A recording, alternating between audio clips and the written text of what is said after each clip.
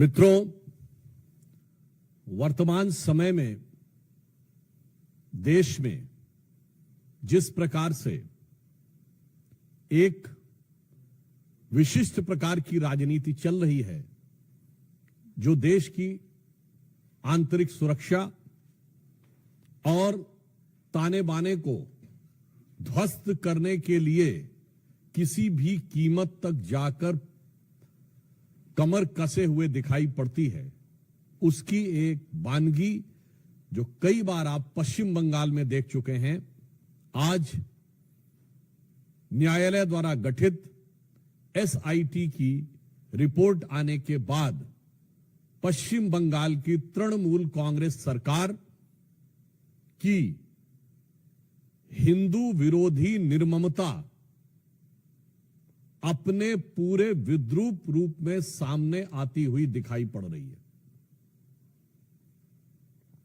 इस एसआईटी का गठन न्यायालय के आदेश पर हुआ था, जिसमें 3 लोग सदस्य थे।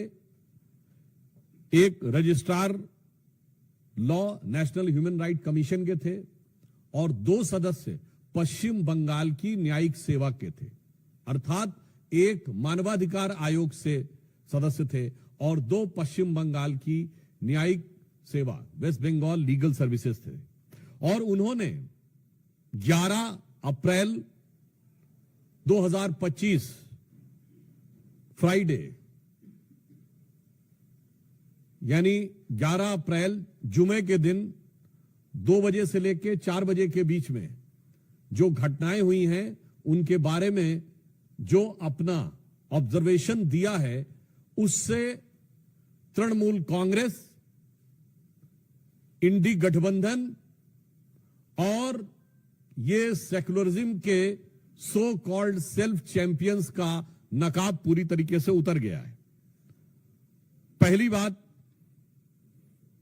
बहुत आश्चर्य और दुख की बात है कि जो लोग ये कहते थे कि पाकिस्तान से युद्ध करने की क्या जरूरत है, सिर्फ आतंकियों के ऊपर कार्रवाई हो, जबकि हमारी सरकार ने आतंकियों पर ही कार्रवाई की, उनमें से एक ने भी नहीं बोला कि पश्चिम बंगाल के मुर्शिदाबाद में किसी भी विषय को लेकर आपको आपत्ति है तो हिंदुओं के ऊपर हिंसा करने की क्या जरूरत है। हरगोविंद दास और चंदन दास पिता पुत्र की मृत्यु पर किसी ने एक शब्द भी नहीं बोला। वही लोग अचानक ऑपरेशन सिंदूर के बाद पाकिस्तान के प्रति सहानुभूति दिखाते हुए नजर आने लगे। इसमें जो फाइंडिंग्स आई हैं, पहला पॉइंट जो तृणमूल कांग्रेस ने यह प्रचार करने का, भ्रम पैदा करने का प्रयास किया था कि इसमें बाहर के लोग शामिल थे। उनके कुछ सांसदों ने दूसरे राज्यों के लोगों का नाम लिया था, विशेषकर उत्तर प्रदेश बिहार का नाम लिया था, जो सरासर अनुचित है। परंतु इस फाइंडिंग में बहुत साफ साफ तौर पर तृणमूल कांग्रेस के नेता और एमएलए का नाम भी सामने आया है। और इसमें कहा गया है कि उनके 11 अप्रैल को, मैं इसको एज इट इज रीड करना चाहता हूं, all the attacks were carried out on the Friday 11th of April from 2 PM onwards under the instructions of local councillor Mehboob Alam and police and administration done nothing। तो ममता जी, ये तो आपकी party के बहुत महबूब नजर आ रहे हैं, आपकी पार्टी के बड़े प्रिय नजर आ रहे हैं। ये बात अब फाइंडिंग्स में बिल्कुल साफ हो गई। दूसरा विषय यह आया कि एक कुल मिलाकर इसमें बताया गया कि total of 113 houses were damaged and they even fled to Malda. जो ये कहने का प्रयास किया गया था कुछ नेताओं के द्वारा कि ऐसा तो कुछ खास हुआ ही नहीं, कोई महत्वपूर्ण, कोई ऐसी उल्लेखनीय घटना नहीं हुई, ये बात बिल्कुल साफ सामने आई कि 113 जो हाउसेस थे वो पूरी तरीके से विध्वंस हुआ और लोगों को वहां से पलायन करने पर बाध्य होना पड़ा। इसी के साथ साथ यह भी बात सामने आई कि पुलिस ने कई मौकों के ऊपर जो उनकी प्रोसीडिंग्स में, और ये जो तृणमूल कांग्रेस के नेता का नाम ये पेज नंबर 5 के ऊपर अपनी फाइंडिंग्स में लिखा हुआ है। फिर यह बताया गया कि दे want a permanent BSF camp and central armed police for their own protection. यानी पहले तो लोगों के घर विध्वंस हुए, फिर लोगों को पलायन पे बाध्य होना पड़ा, और पश्चिम बंगाल की पुलिस पर उनका इतना विश्वास हो गया कि वो सीमा सुरक्षा बल और केंद्रीय सुरक्षा बलों के ही कैंप में रहने के लिए उद्यत थे।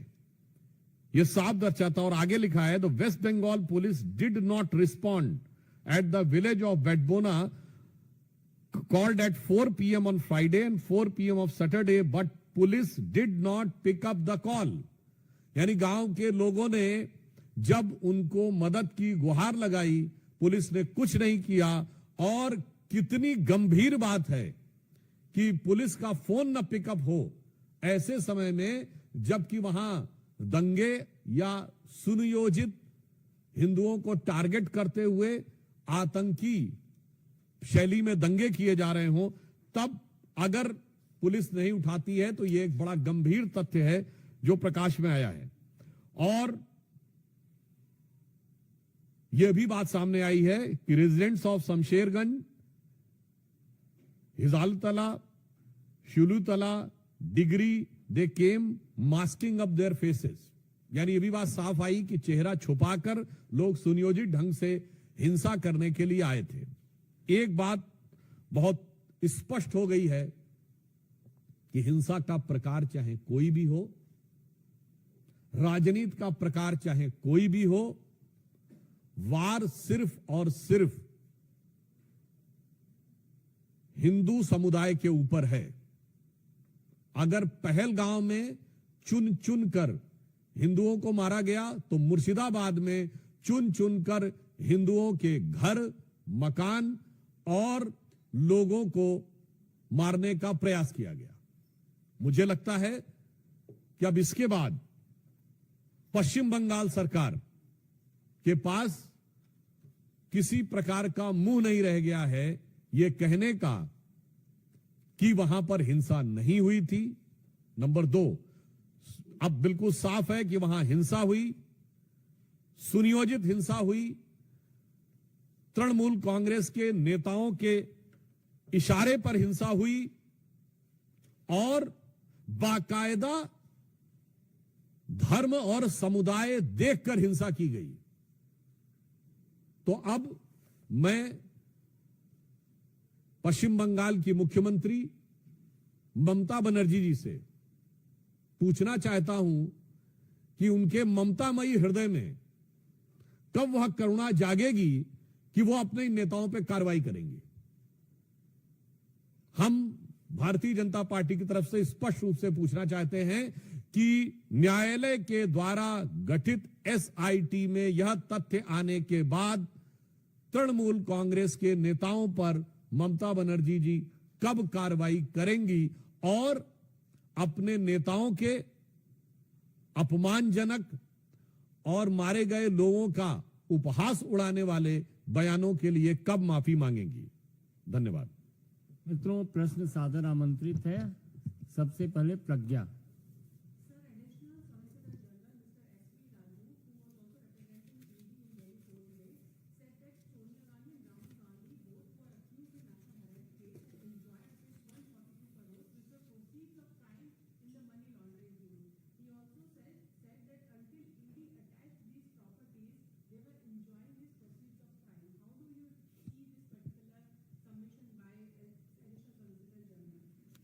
देखिए, this National Herald case has been a very peculiar case in the entire Indian history. Number one, it started in October 2013 by a PIL filed in Delhi High Court, much before Modi government came into power. Second, this is the only case in which Sri Rahul Gandhi ji and Srimati Sonia Gandhi ji has to take the bail. In the recent findings of ED, they have mentioned there is around 142 crore rupees related to proceeds of crime. अब proceed of crime से अगर पैसा आया है तो use किसने किया है, तो इसके बारे में जो इंडिकेशन दिया गया है कि यह सिर्फ प्रॉपर्टी ऑब्टेन करने के लिए नहीं, बल्कि अदर रिलेटेड चीजों के लिए भी प्रयोग किया गया है। अदर रिलेटेड चीजें क्या हैं, यह अपने आप में बहुत गंभीर विषय है। नेशनल हेराल्ड का केस एक और दृष्टि से भारत के इतिहास का बहुत विचित्र केस है कि एक कंपनी जिसके पास हजारों करोड़ की प्रॉपर्टी है वो 90 करोड़ के कर्जे में बिक जाती है। चौथी दृष्टि से एक और यूनिक केस है कि ये बिकती क्या है कि खरीदने वाला और बेचने वाला दोनों एक ही होते हैं। ऐसा क्रय विक्रय आपको भारत के इतिहास में कभी देखने को नहीं मिलेगा।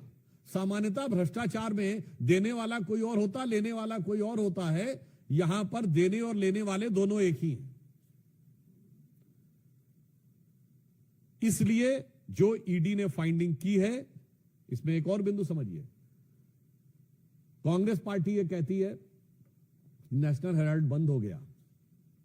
67 साल के शासनकाल में, जो हमारी सरकार आने से पहले था, 60 साल कांग्रेस या उसकी समर्थक सरकारों का शासन रहा। 55-56 साल सीधे कांग्रेस का शासन रहा। अगर उसमें कांग्रेस के अनुसार जो क्लेम है कि स्वतंत्रता संग्राम सेनानियों का यह अखबार जो पंडित जवाहरलाल नेहरू जी के द्वारा चलाया गया था, स्थापित किया गया था, और जो 3 भाषाओं में निकलता था, नेशनल हेराल्ड इंग्लिश में, नवजीवन हिंदी में और कौमी आवाज उर्दू में, इसका मतलब उसका कोई खरीदारी नहीं था। यानी कांग्रेस के कार्यकर्ता भी उसे खरीदने को तैयार नहीं थे। कांग्रेस ने अपने कार्यकर्ताओं की जितनी संख्या बताई है, उतने भी लोग अगर खरीदते तो ये तीनों बिकने के कगार पे नहीं आते। तो नेशनल हेराल्ड और नवजीवन तो छोड़िए, जो नवजीवन नहीं दे पाए, कौम ने भी कौमी आवाज नहीं सुनी। अगला पॉइंट इसमें और भी महत्वपूर्ण यह हो जाता है कि यह भारत के इतिहास का इकलौता मौका है जब सरकारी संपत्तियों पे, पब्लिक संपत्ति पे भ्रष्टाचार होता था। यहां किसी पार्टी ने अपनी ही संपत्ति के ऊपर डाका डाल दिया। मतलब एक कहावत होती है कि अपने घर में कोई चोरी नहीं करता, अपने घर में कोई डाका नहीं डालता। यह आपने सिर्फ कॉमेडी फिल्मों में देखा होगा, मगर यह ट्रेजेडी देखिए कि नेशनल हेराल्ड केस इस मामले में एक विचित्र केस है।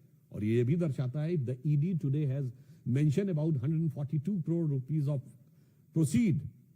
तो मैं कहना चाहूंगा, एक वो कांग्रेस थी जो महात्मा गांधी की कांग्रेस थी, जिसका सदस्यता शुल्क कितना था? 4 आने। कांग्रेस में नारा होता था, एक चवन्नी चांदी की, जय बोलो महात्मा गांधी की। और आज कांग्रेस वहां पर पहुंच गई आधुनिक गांधियों के नेतृत्व में कि देश तो छोड़ो, पार्टी की संपत्ति भी आज के गांधी की। तो अगर 142 करोड़ का विषय आया है, यह बहुत गंभीर बात है।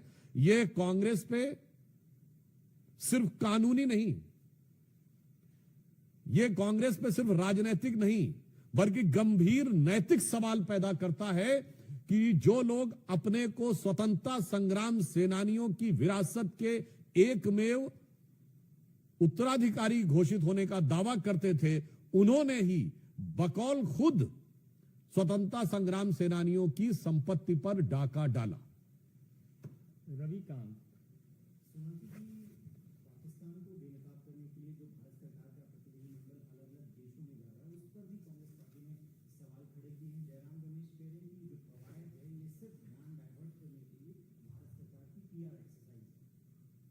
देखिए, हम ये बात भली भांति समझ सकते हैं, कांग्रेस पार्टी इस समय सबूत न मांग पाने की जो खिसियाहट है, उस छटपटाहट में इस ढंग का बयान देने को बाध्य हो रही हो।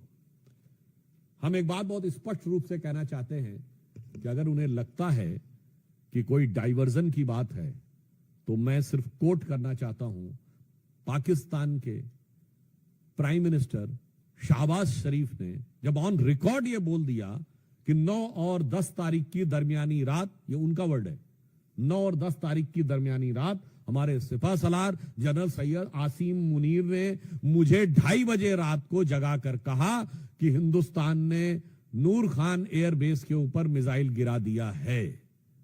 अब इतना बड़ा जो डाइवर्जन हुआ जाके नूर खान एयरबेस पे, ये अगर कांग्रेस को नजर नहीं आता है, तो मुझे लगता है उनकी नजर के ऊपर से लगता है राष्ट्रवाद का पानी पूरी तरीके से हट चुका है। सेकंड पॉइंट, जो इन्होंने कहा कि ये ध्यान बांटने के लिए कि जा रहे हैं बाहर, ये भारत के सभी सांसदों का अपमान तो है ही, मगर मैं जयराम रमेश जी से पूछना चाहता हूं, आपके नेता तो ध्यान लगाने के लिए जाते थे। आपके नेता या तो ध्यान लगाने को विदेश जाते थे या देश को बांटने के लिए विदेश जाते थे। आपके नेता ने जितनी बार विदेश गए हैं, देश को बांटने वाली कोई ना कोई बात कह के आए हैं। पहली बार सभी दलों के लोग एक साथ मिलकर भारत की एकजुटता का प्रदर्शन कर रहे हैं। और जहां तक हमारी नीति है, हमारी नीति भारतीय जनता पार्टी की बहुत स्पष्ट है कि इस ढंग के मौकों के ऊपर दलगत भावना से ऊपर उठकर अंतरराष्ट्रीय मंच पर भारत की एकजुटता दिखानी है, चाहे हम विपक्ष में हो या सत्ता पक्ष में। जब हम विपक्ष में थे तो 1995 में जिनेवा में पाकिस्तान कश्मीर को लेकर प्रस्ताव ला रहा था, तब हमारे तत्कालीन नेता प्रतिपक्ष अटल बिहारी वाजपेयी जी ने नरसिम्हा राव का समर्थन जिनेवा में जाके किया था और नरसिम्हा राव को क्रेडिट भी दिया था उस सरकार को, और घर में आकर जो बात कहनी थी कही थी। और ये बात मैं इसलिए भी कह रहा हूं, आप में से कोई भी जाके चेक कर ले, ऑन रिकॉर्ड उस समय पाकिस्तान के प्रधानमंत्री बेनजीर भुट्टो का पाकिस्तान की नेशनल असेंबली में दिया गया बयान है कि देखो भारत में प्रतिपक्ष कैसा है जो सरकार का समर्थन कर रहा है आकर, और हमारा पोजीशन यानी पाकिस्तान का पोजीशन कैसा है जो विरोध कर रहा है। आज वैसा पोजीशन हमारे यहां हो गया है।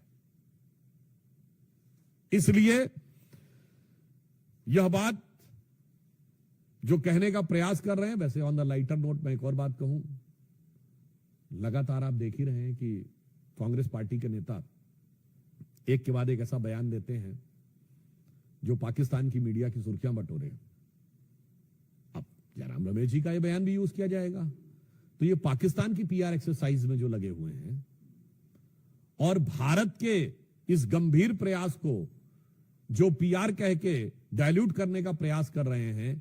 मैं एक बात कहूंगा कि कुछ मामलों में उनकी मानसिकता और पाकिस्तान की मानसिकता में एक और मेल है।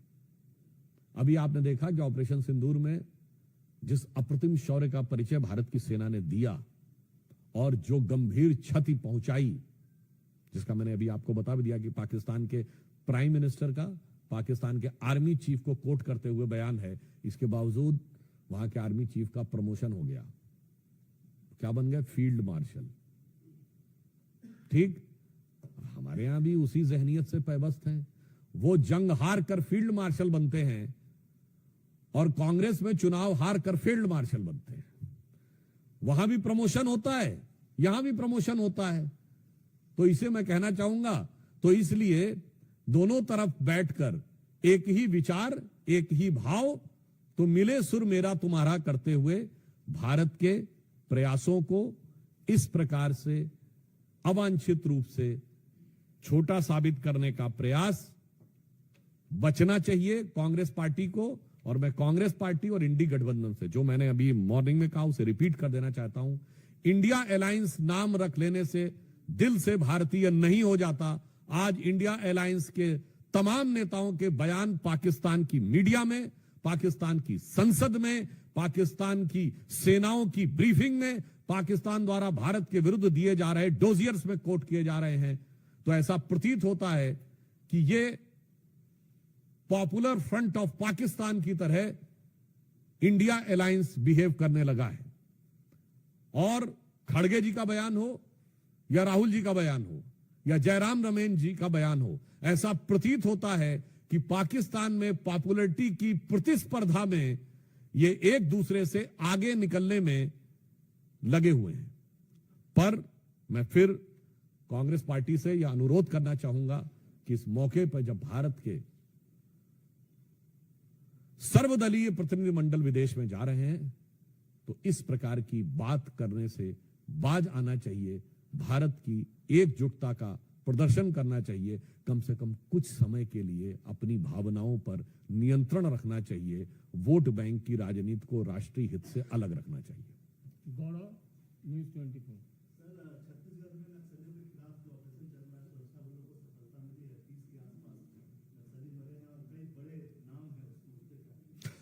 देखिए, छत्तीसगढ़ में अभी जो सूचनाएं आ रही हैं और जो प्राइमा फेसिया इंफॉर्मेशन मिली है, प्रथम दृष्टया सूचना उनके अनुसार एक बहुत बड़ी सफलता छत्तीसगढ़ में नक्सलियों के विरुद्ध प्राप्त हुई है, जिसमें संभवतः प्राप्त जानकारी के अनुसार 25-30 से अधिक नक्सली मारे गए हैं।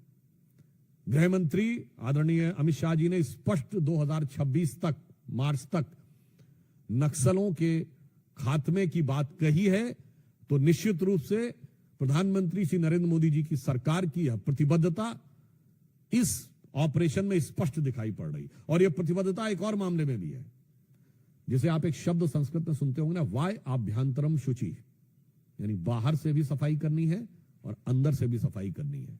तो बाहर की सफाई आप ऑपरेशन सिंदूर में देख चुके हैं, और अंदर की सफाई आज जो नक्सली ऑपरेशन हुआ है उसमें देख रहे हैं। यानी बहावलपुर से लेके और बस्तर तक राष्ट्र विरोधी जो शक्तियां हैं उनके ऊपर निर्णायक प्रहार हमारी केंद्र की सरकार और छत्तीसगढ़ के राज्य की सरकार ने किया है। इसके लिए निश्चित रूप से प्रधानमंत्री श्री नरेंद्र मोदी जी के नेतृत्व में गृह मंत्री अमित शाह जी और हमारे छत्तीसगढ़ के मुख्यमंत्री जी और छत्तीसगढ़ के गृह मंत्री जी बधाई के पात्र हैं।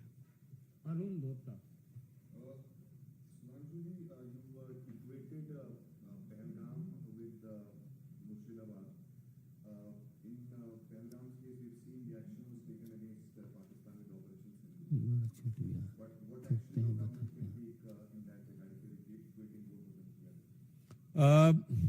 Definitely, in Pahalgaon, it was done by bullet.